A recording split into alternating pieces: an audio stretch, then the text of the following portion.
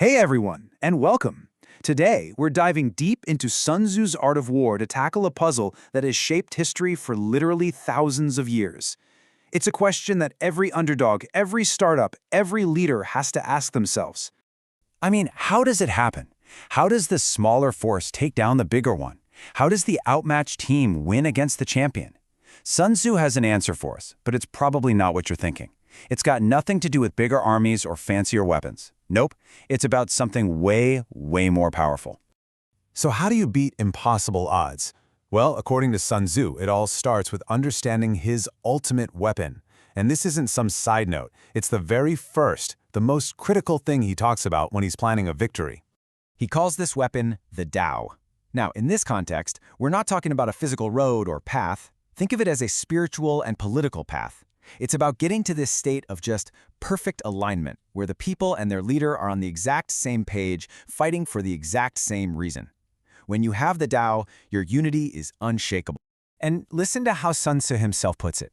He says that when a leader has the Tao, their people will follow them anywhere, do anything, they'll face life and death right alongside them, and not because they're afraid or because they have to, but because they believe. There are no doubts, no second guessing, and absolutely zero chance of betrayal. This, right here, is the true foundation of strength. Okay, so this sounds like a pretty big idea, right? But it's not just some abstract theory. Let's take a look at how this ancient concept played out in one of the most epic conflicts in history, a story where the Tao literally decided the fate of an empire.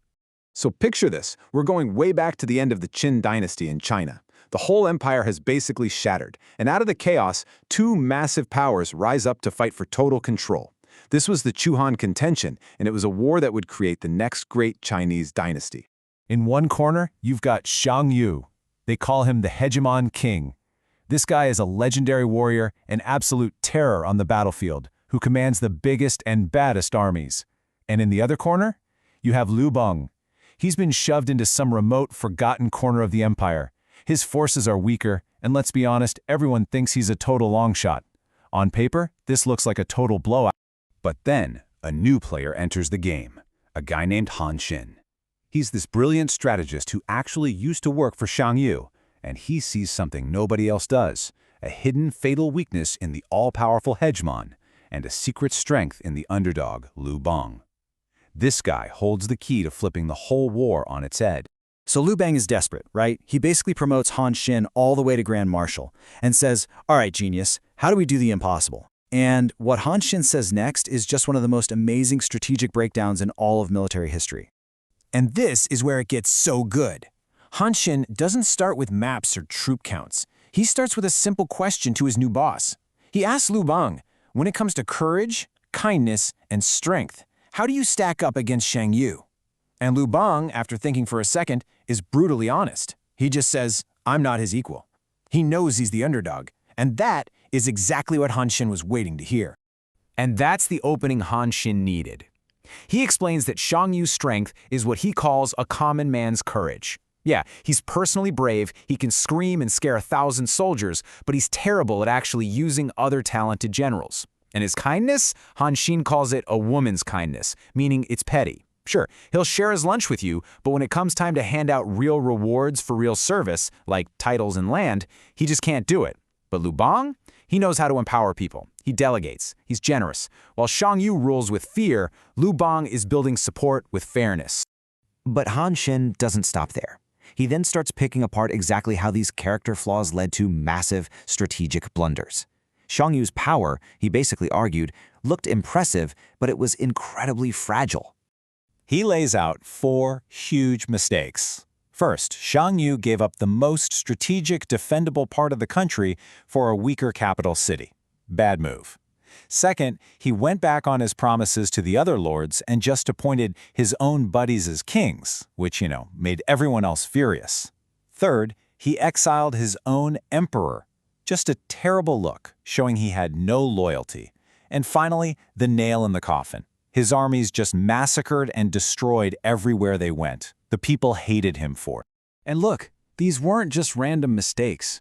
Han Xin says they came directly from those 2 core flaws. That Pi Fuji Yang, the common man's courage, meant he relied only on his own brute force. He couldn't think strategically. and that fu ran ji ren, the woman's kindness, meant he was incapable of real generosity that builds a loyal team. He just could not see the big picture. So what's the bottom line here? It's simple. Zhang Yu, the great and powerful hegemon, was an incredible fighter, but a terrible leader. He was feared, sure, but nobody actually respected him. He had an army, but he didn't have followers who believed in him. In Sun Tzu's language, he had completely, totally lost the Tao. The people were not with him anymore. All right, so we've seen why the strong guy was actually incredibly weak. Now let's flip it. Let's talk about the real source of power that was about to let the underdog pull off the impossible. And that's exactly what happened. Lu Bang took this incredible analysis to heart, followed Hanzhong's plan, and, well, he went on to win the whole thing and found the Great Han Dynasty, which ruled for over 400 years.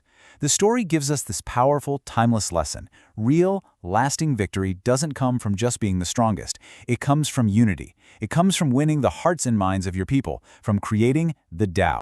And what's really wild is that this isn't just some ancient Eastern idea.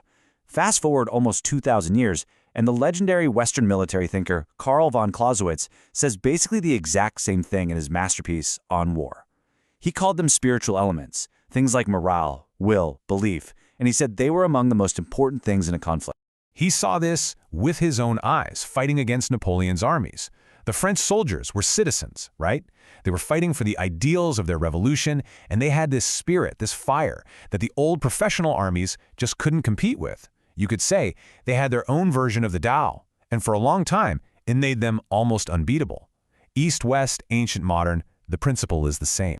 And that brings it all right back to us, here and now. This ancient idea is more relevant than ever. Just look around at the leaders in our world, in business, in government, even in our own communities. Who inspires that kind of loyalty that goes beyond just a paycheck? Who builds a real, shared purpose? The real question is, who today is actually winning the Tao? Something to think about. Thanks for joining me on this one.